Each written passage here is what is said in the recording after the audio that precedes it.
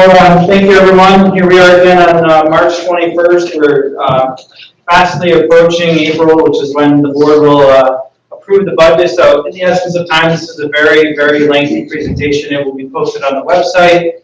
I encourage anybody in the public or on the board that has questions after this to please reach out to us, and we will get you the answers that you're looking for. And as I always say, and I will say at the end, please do not rely on social media. And I'm looking at the camera right now for those watching at home. Do not rely on social media for the answers to your questions. Reach out to us and get the absolute truth. So, quick look at our calendar, which we've seen before. Tonight, we're going to look at curriculum and instruction, special ed policies, athletics. Mr. Steger has offered to be here tonight to talk a little bit about the athletic program, operations, maintenance, transportation, fund balance reserves, and revenues. Now, this is meant to be at a high level. At the next board meeting, you will get the full superintendent's recommended budget. We'll dive into the full-blown budget, and you'll get the breakdown into the three parts. There is a little disclaimer here. These numbers at this point are subject to change. We do have a cabinet meeting coming up on Wednesday. We're going to review what's in the budget and what's not at this point. So there may be slight variations to this when it all comes together.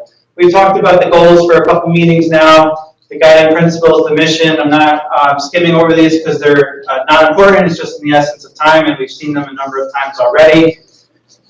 Which brings us to Mary Ann's section for curriculum and instruction goals for next year. So we had a little bit longer. You really did go through this pretty quickly.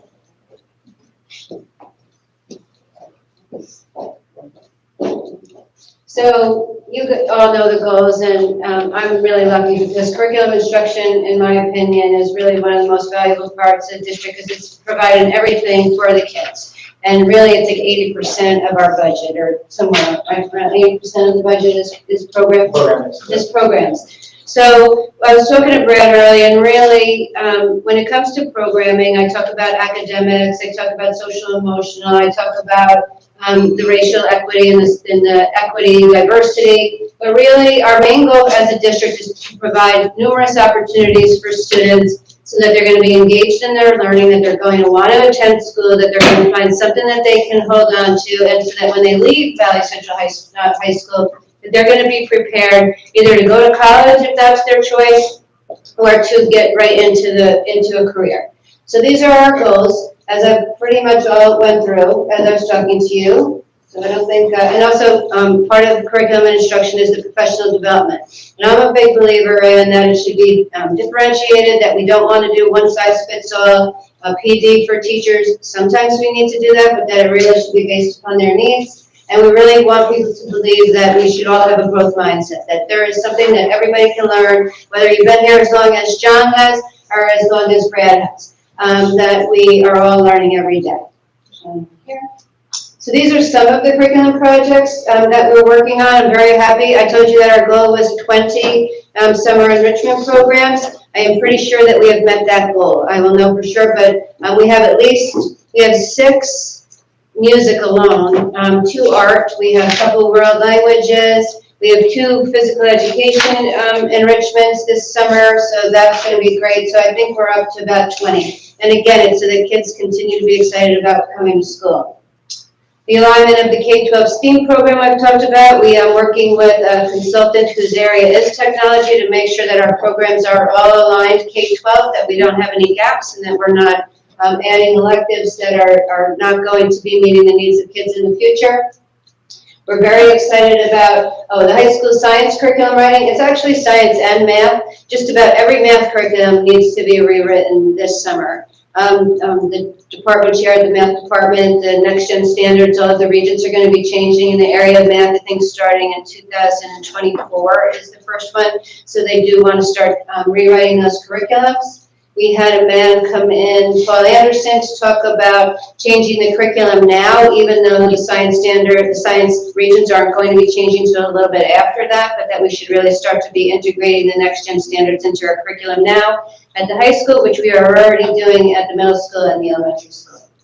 We're very excited about the United Brotherhood of Carpenters program that's coming to the high school, as well as today's students, tomorrow's teachers. This is right up Bill's field is that we are trying to recruit more children of color and also low socioeconomic status into the area of teaching. So we partner with this organization, we mentor with them, we have an advisor who works with the students, and they actually, if they complete the entire program, this organization will provide up to 50% of their college tuition. With a promise, not a contract, to come back and teach for Valley Central. And also, we have to make a commitment that when we have jobs, when they graduate, that we will always interview them. So it's a great program. The work-based learning expansion, we are a certified, registered work-based learning program. I spoke to Ms. Becker today. Our goal is to increase the number of students that are in that. They can get elective experience, elective credits.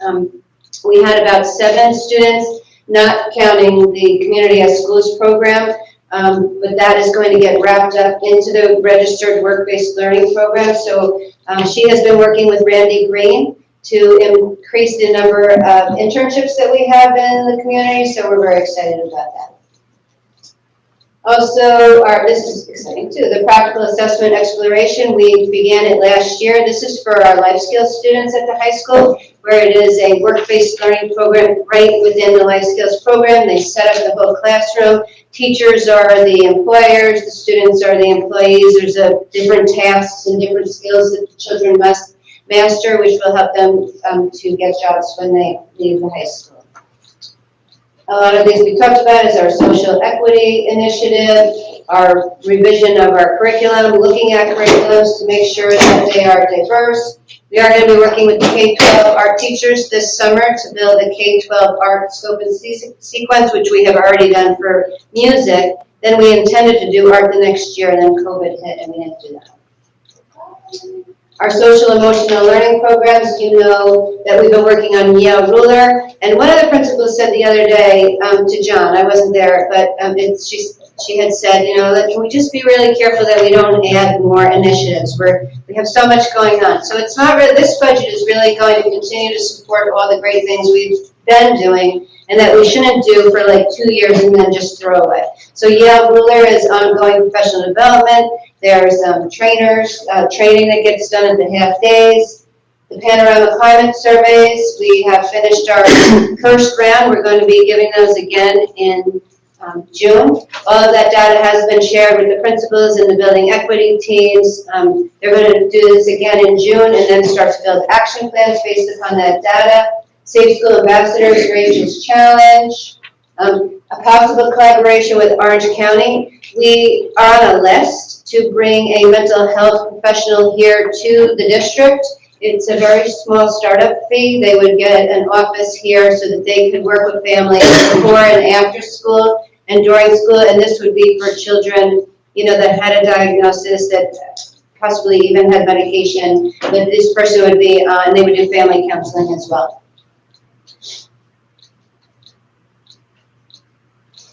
Also for professional development, these are some things we're working on for next year, is our technical education. We want to build that program, so we need PD. We had one of the, actually Mr. Brand had come to me the other day and said, you know, I really need training on these 3D printers. You know, the teachers can only know so much, so they've been asking for more professional development. Our advanced placement, computer science, Mike Flynn, he is going to be our new, he's training our math coaches. He's going to be doing some training next year. Paul Anderson is a nationally known science instructor with Next Gen Standards. He'll be back again, and the rest of these. The after-school professional development by teachers, that's very important. We believe that teachers teaching teachers are very important, so we have like a salary line where we pay teachers to teach something that they are experts in, and we also are getting more and more teachers Google certified. Right now we have 25 teachers that are going through the Google certification. The more teachers that we can get, you become Google certified, you get a certification from Google, which means that you're pretty much an expert at all of the areas of Google, from Google Classroom all the way through Google Forms, Google Slides, all of that. They are experts in the use of Google, the Google suite. and more professional development, our state conferences. Homework and grading has been on the agenda for years we have a homework policy that the board adopted a couple of years ago. Our next step in that is a grading policy, so that grading is more consistent. And our budget also supports these assessment and feedback systems, which are RTI Edge and WEA. This is new. They're doing the pilot at the middle school, iReady, and also schools. So everything you went through there is just maintaining existing. Yes, a couple of it is new, like the Mike Flynn math, the Edtech professional development. Some of it is new. Some of it's existing and we're continuing to support. I could probably point out which one is new and which one is existing. Are those trainers just for this year or are they going to be ongoing? No, they're ongoing. Some of these are for next year trainers. Some of them we have done this year, yes, they're for next year as well. We try not to do just one shot in the dark professional development. So for a while we were using Joan San Giovanni, which he's a national author. We kind of did everything we could do with him. So the consultants have asked for Mike Flynn. He actually does K-12. So he has been helping them to make sure that we're on the right track. So these are the numbers looking at instruction as a whole, and we have spent a lot of time this year, Jackie and Jen in my office, to go through every single line what we usually do, but there are some areas that we feel like we can tighten up. So that's spread across the budget. You'll kind of see it in greater detail at the next presentation. But here in instruction, the top line, instructional salaries, that's basically the non-special education teachers of the district. This is, we're proposing a slight increase here. Included in this part of the budget, we have included 4 new teachers at the elementary level to address class size. So I talked to you a little bit at the last meeting about Montgomery, so we know we need one in Montgomery. We are going to need one at Berea, as well as they have a very large first grade that's going into kindergarten. We're budgeting another position at Berea, assuming that kindergarten enrollment at Berea will be the same. Historically, it's the same or more, not less. But so right now, we're going to budget one there, and we also have another one budgeted in case we need it.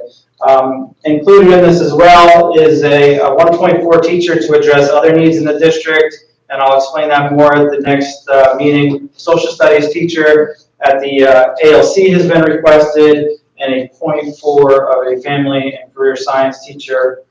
An increase in the non-instructional salaries. There's been a lot of requests for paras across the district, support paras, supervisory paras, so some have been included in this area of the budget. Also included in this line is our network and computer technicians. They fall under these non-instructional salaries here. There's been a request for additional staff in that area.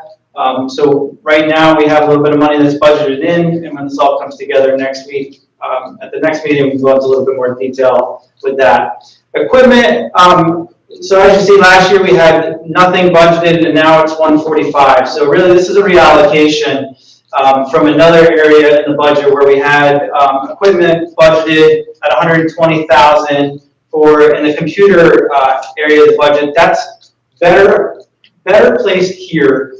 Whereas a lot of the stuff in the computer area of the budget we purchased through BOCES, which we get aid on it. Also, we've included, I think, $10,000 for additional equipment at the high school tech room. There's been some other equipment requests as well.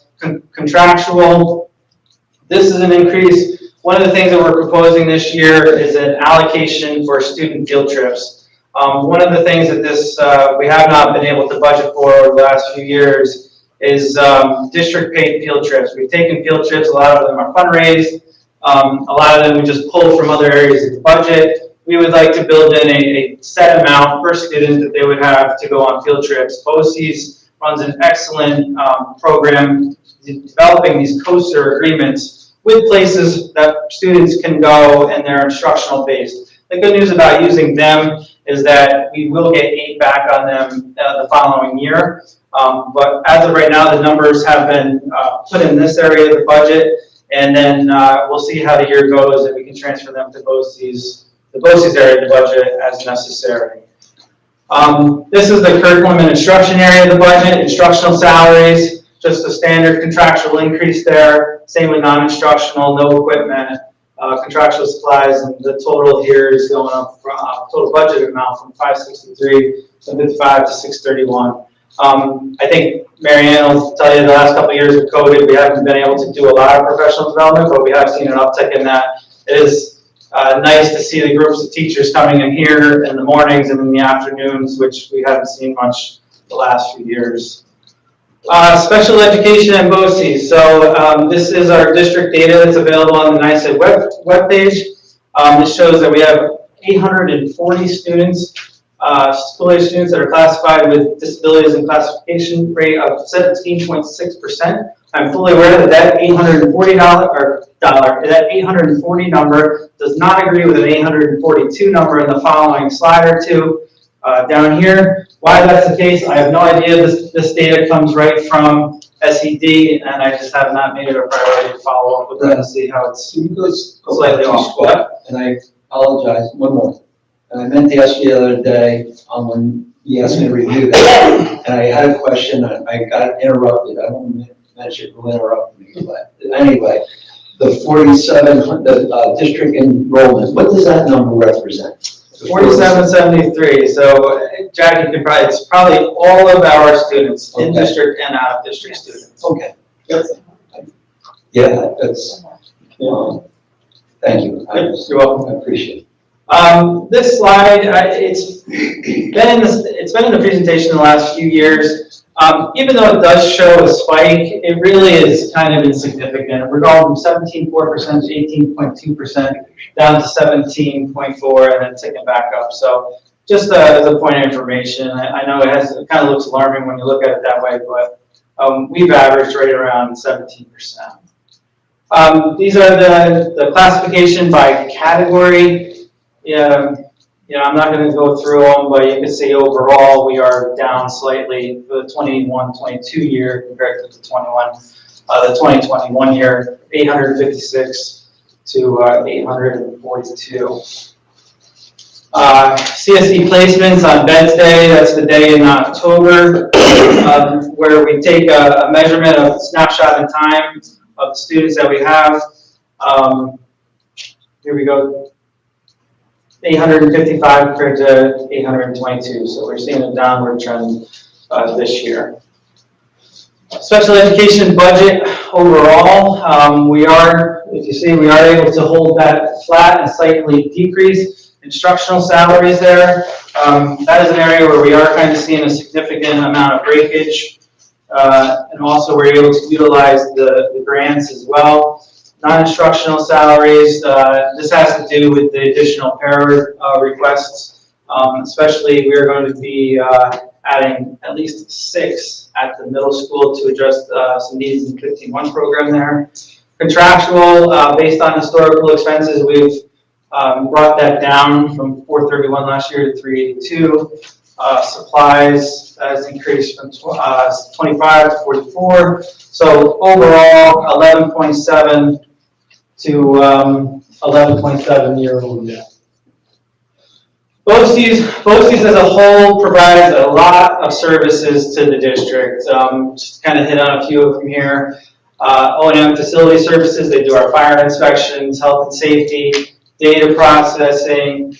Special education is by far our largest expense. Edtech, we are proposing to increase the Edtech spots next year by 10 additional spots, and that will be in the information that's shared with you at the next board meeting.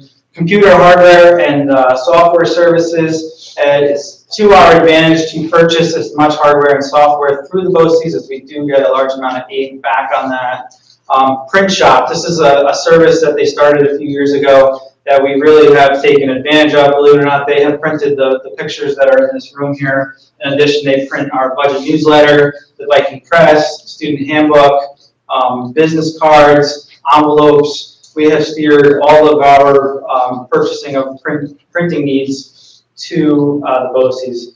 Athletics, they oversee our officials that we use for games. Workers' compensation, health insurance, they oversee the healthcare consortium that all the Orange County districts contribute to.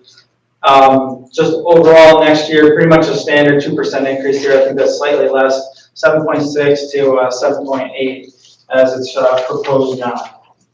So now brings it to athletics, and I'll let Rich come up and talk a little bit about the athletic program. Gymnastics was something, as you know, that we proposed in the budget last year, and we're happy to say in year one, they've done pretty well. In year one, as you guys know from the report last month, they were Section 9 champions and went on to have 5 of our athletes go to states, and they all fared very well.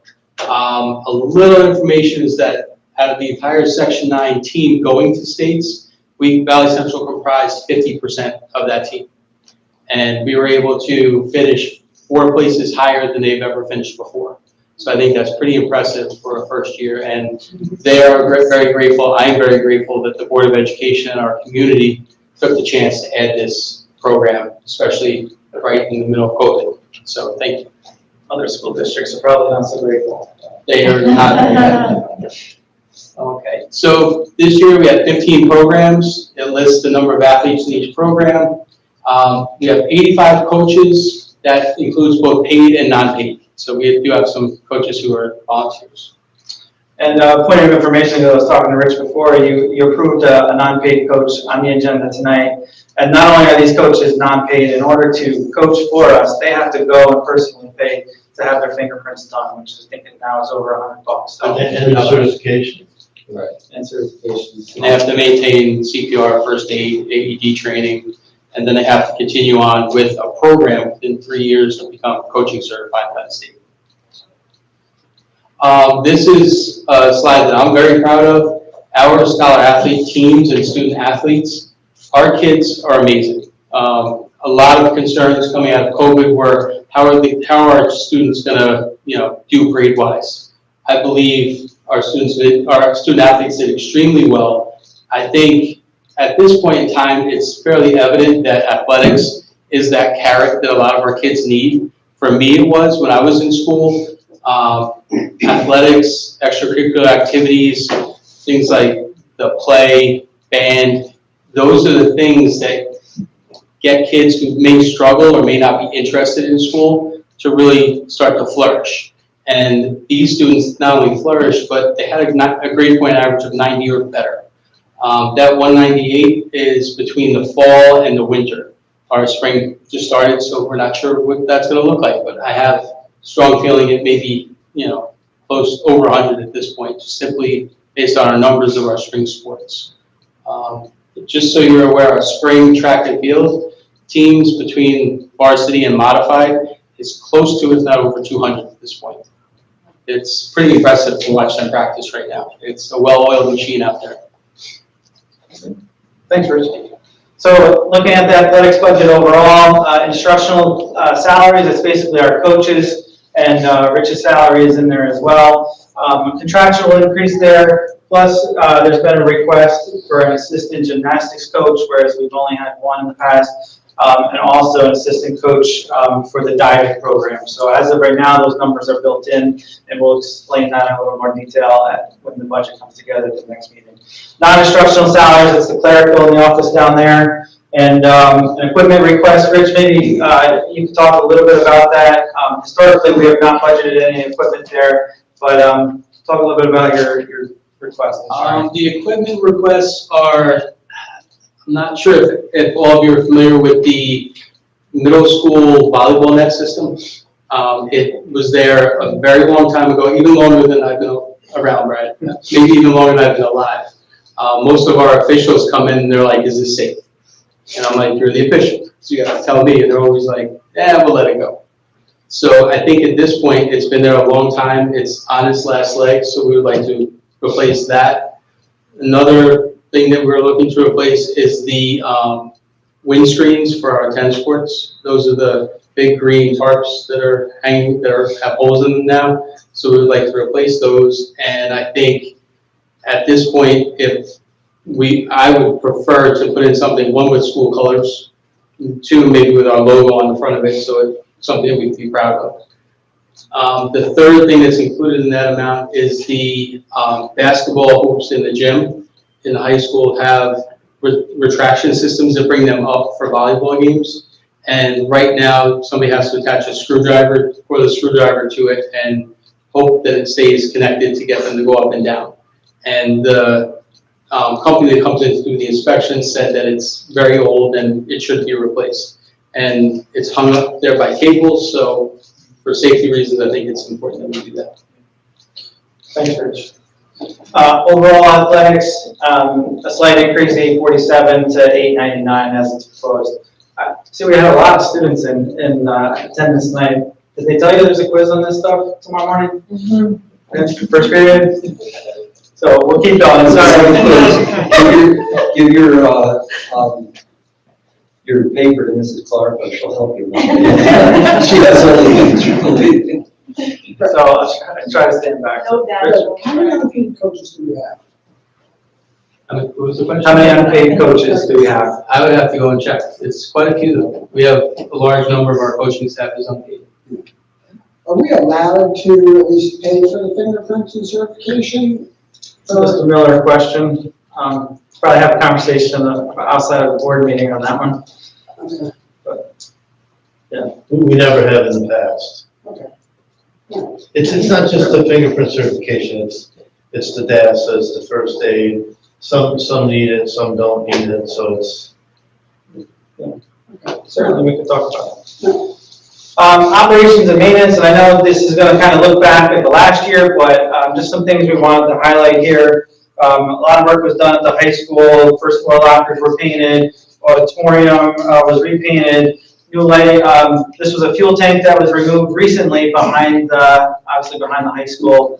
That we have switched over to a fuel card system versus buying the gasoline and storing it here. There is a fuel card that is on a state contract, and so far it has been great. We don't have to worry about buying too much or running out, or we had an issue with diesel because we didn't have a diesel tank.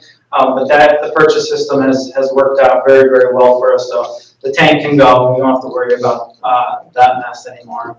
At the middle school, some appliances were replaced. Ryan wanted to highlight those. At East Coldenham, the sidewalk was expanded. So this came up last year when first student took over. They have crossing arms that come out in front of the bus. Most of them fall off after a couple hundred miles and they have to get put on. But this picture is looking at the building. So as the bus would come around and they open the door, the crossing arm comes out. Well, sometimes the driver would shut the door and the arm did not come in all the way before the bus started moving. So there was a fear that at some point, if the driver didn't notice or the arm didn't retract fully, that a person could be walking there because it's very narrow.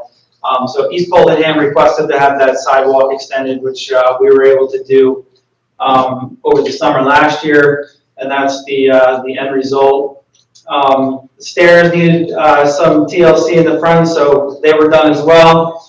At Berea, so to support one of the programs over there, it requires a kitchen for students to use with supervision. So this was a supply closet, I believe, that our maintenance staff were able to do in-house, and there's a refrigerator in there as well to teach some skills for those students. At Montgomery, we did have the property surveyed, and a fence was put up to establish a boundary there, which has been helpful. At Walden, this is the finished picture. You should have seen the before picture where we literally had a soft spot in the floor that was caving in. Ryan and his staff did a great job there. I believe they poured a new concrete floor under there and replaced it with a Pergo wood type floor. Also in front, some landscaping to help beautify the front of Walden a little bit. At the ALC, an outdoor classroom was installed. We paved behind us at the bottom of the building there, which we call it the back of the building, was repaved, and the lower playground was seal coated and some games painted on there. The JV field down at the athletics field was resurfaced, irrigation installed, and varsity baseball field. And so coming soon, this is pretty much related to the capital project. The next slide is some things that are on the list for this upcoming year. More locker painting, flooring repairs, Water bottle fillers, again, these are in high demand here across the district, so they are a little pricey, but Brian is slowly doing a couple each year. Fire alarm system maintenance, parking lot maintenance, painting, sidewalk repairs. Montgomery is kind of in desperate need of repair down there.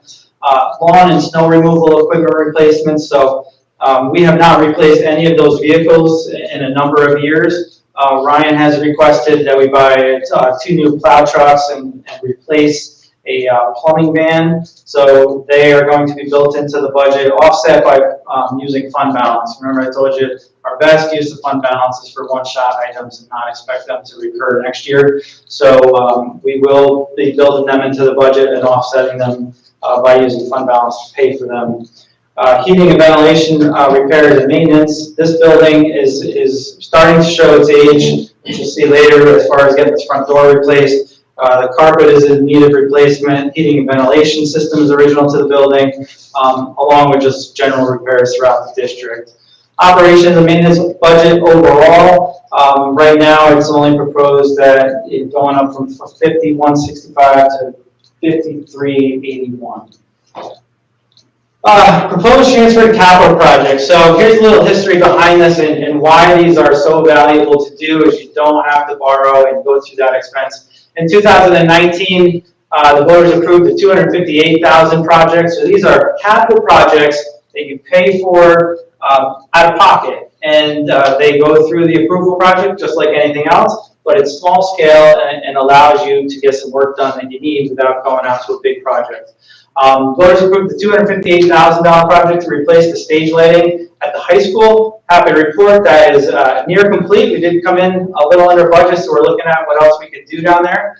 Last year, voters approved a $390,000 project for necessary roof repair to Walden Elementary School.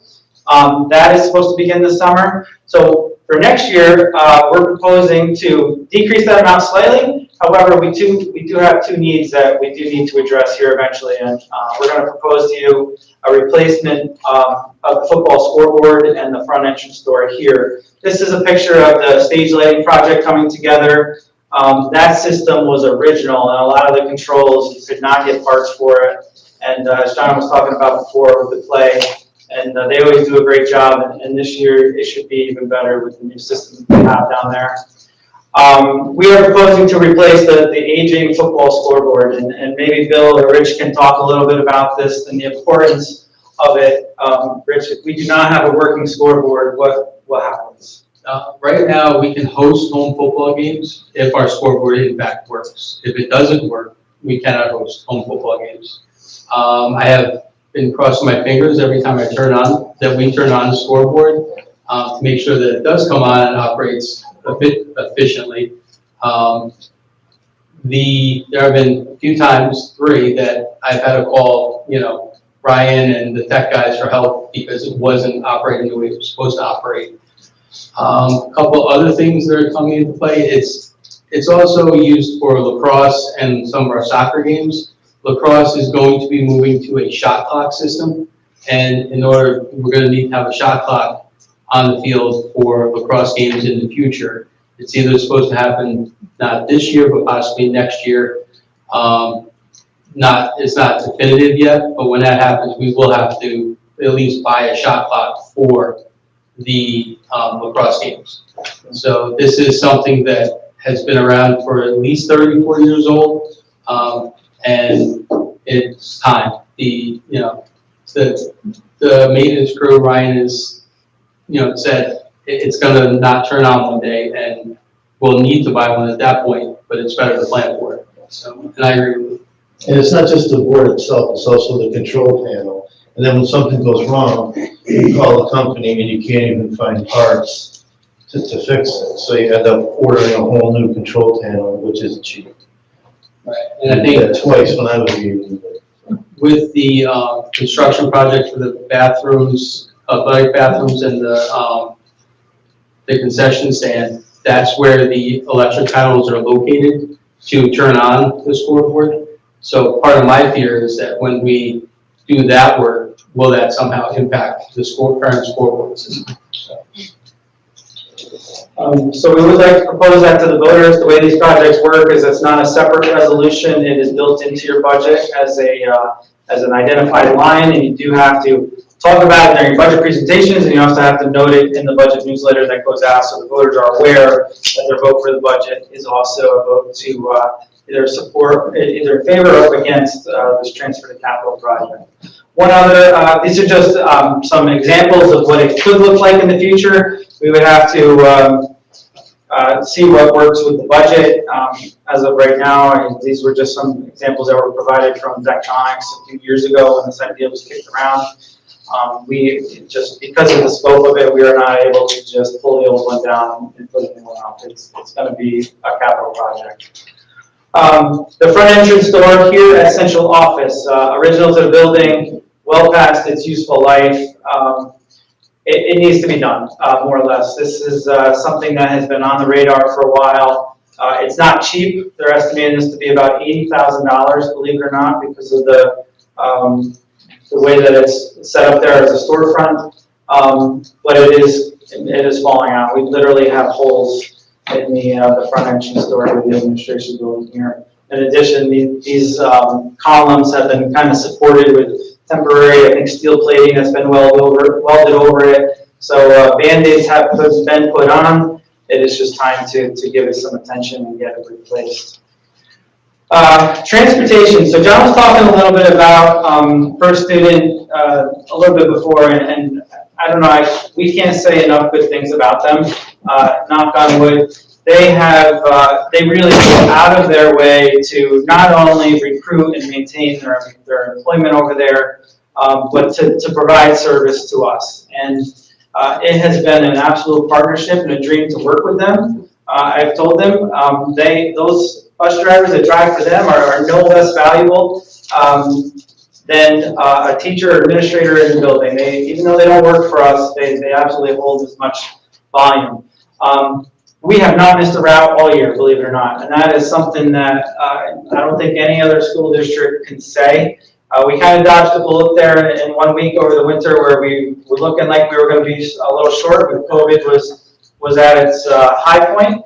But they were able to bring some drivers down from Albany to help us out, and I just can't say enough good things about them. An absolute dream to work with, and at some point we've got to get them in here to talk to you guys a little bit. This just kind of shows what they do to keep morale up and have some fun over there at First Student. They love to invite us over to these things. I can't always get over there. Renee tries to get over there, and we do what we can to help them out. Just to make them feel valued and important. And like we will buy pizza for them every once in a while. I will buy pizza for them and have it delivered over there in the afternoon. So they, have pizza when they're waiting when they come in. And I'm not asking for any credibility. I'm just saying that that's what I do to support them. It's not district money. Renee went out of her way to support bus drivers. She bought chocolate bars at Sam's Club and created labels, wrapped them around, and gave them for bus appreciation. We bought them donuts. Renee and I, we did that for them. Our elementary students went through and colored coloring sheets for them, for the drivers. So we do what we can to go out of our way to make sure that they feel valued by us. And I can't say it enough. Other districts, every time I meet with the business officials across the county, transportation is always an issue. Again, knock on wood, we have not had those issues this year. Overall, this is our fleet in general. Schools that we serve in approximately 300 routes operate each day. We have taken a good look at this portion of the budget, and we are comfortable with the fact that we can reduce it by a good amount. Last year we adopted $3.1 million. However, looking at where we are currently at and projected to be at the end of the year, we're comfortable that we can adjust that down for our contract basic down to 275, and then the transportation budget overall will see a pretty significant decrease there, which we can use in other areas of the budget. Fund balance and reserve. These slides have not changed since I presented them to you last time.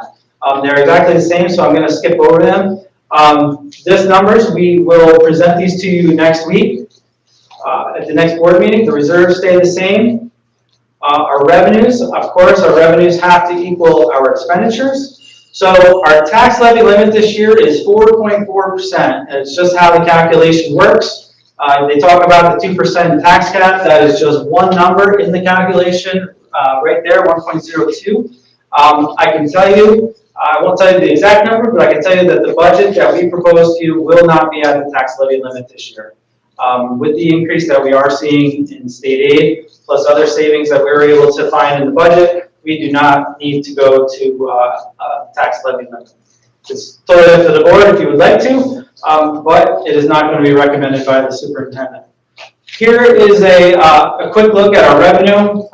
As of right now, I have built in the real property taxes at the tax cap. So if you are kind of doing the math to see where we may end up, keep in mind that that is not going to be recommended.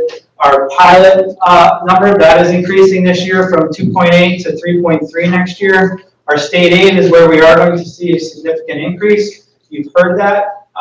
We believe we will see an increase this year. It may be slightly more than that, depending on how the state legislature budget comes out as of April 1st. Other areas we've had to go down. Building aid, that is nothing that we control. That's just a factor in the formula as far as when we've done construction and things falling off, but there is a decrease there. Other fees and charges, tuition and youth services, interest and earnings, those are all areas that, don't blame me, we can blame Jackie, but we're all in this together. We have to be a little bit more conservative in those areas of the budget. You'll remember interest and earnings last year was something that we went down from, I don't know what it was the year before, but we went down to 180, and interest rates are still in the 10. So we are not even going to reach 85 this year. So we are going to be conservative and take that down next year. Along with rental properties, things for like the pool and our fields and things like that, I've had to bring that down. Refunds of expenditures, I believe, as our BOCES aids that we. Yep, BOCES surplus, that should stay the same. Everything else is the same there. So, again, if you have any questions, please call. And again, for our newest board members, please set up a time, come in, sit down. We'll go through the whole budget with you and answer any questions you have. April 4th is when we will present the superintendent's proposed budget. And with that, I'll take any questions you may have.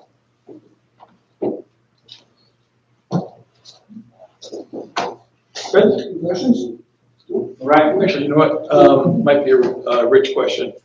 When you replace the scoreboard, are you gonna reposition it? And since you brought up the part with lacrosse doing a shot clock, is that gonna be an extra expenditure? Because you probably need to have one on both ends of the field unless you're gonna put the scoreboard in the middle. I think you need to have a shot clock. You don't necessarily need, they haven't said that you need to have one on both ends. So I think it's more for the officials to keep track of. Repositioning it, I think we're thinking of keeping it in the same spot at this point. However, I'm open to anybody's ideas. Thank you. All right,